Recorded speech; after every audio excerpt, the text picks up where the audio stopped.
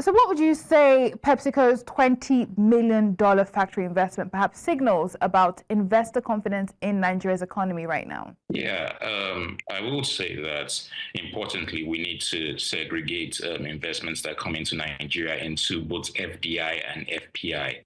The FDIs are where this investment falls, and very important because it signals good long-term plans by investors, thinking it's less liquid than FPIs, and so it means that they are more confident in your economy and willing to lock in $20 million long term.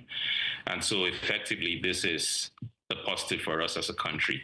All right, so positive signals and perhaps the beginning of more, right? Much more. And what would you say has positioned Nigeria to take on this investment at this time? Interestingly, when you take a scan of the economy policy-wise, most importantly, you will see first off, there has been liberalization of the FX markets. It essentially means that I know and I can predict what the country is likely to do in various situations.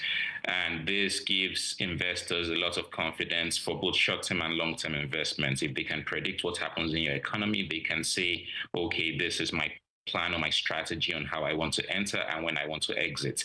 There is no holding me back when I do not want to be held back or when I foresee a risk.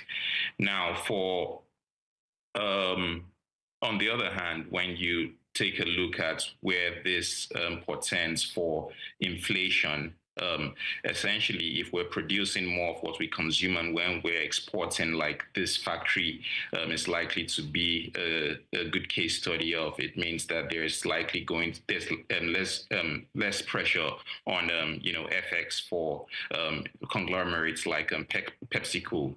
If they're sourcing most of their goods locally, it's a good positive for us because this essentially means that when you look upstream, the producers, the traders, the marketers that feed into this factory, there is a positive for the economy. So a few hundred jobs here and there.